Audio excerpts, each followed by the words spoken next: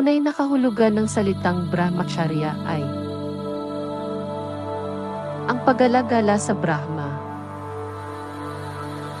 Brahmani Vicharanam Brahmakaryam. Kapag ang isang tao ay gumagawa ng ilang gawain na may panlabas na damdamin, o tumatagal ng pakiramdam ng trabaho lamang, sa oras na iyon ang bagay na nauugnay sa kanyang sarili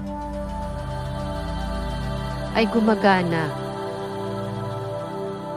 o kinukuha ang pakiramdam ng pagnanasa. Nakikita niya ito bilang isang inert fragmented object. At sa gayon sa pamamagitan ng palaging paggawa ng sadhana ng fragmented object, ang isip ay nagiging sobrang abala sa bagay, na maging ang malay nito ay nagiging inertya. Ang pagsasagawa ng celibacy ay nangangahulugang ang mga bagay kung saan tayo nagtatrabaho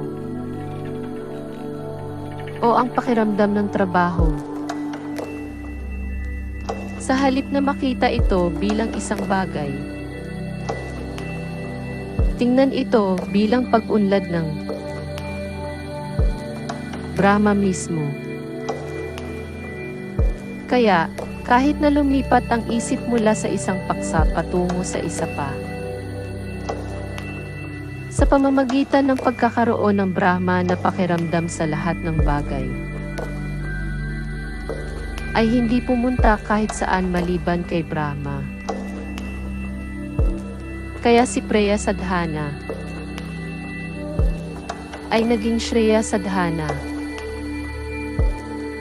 Ang kama ay nagiging pag-ibig.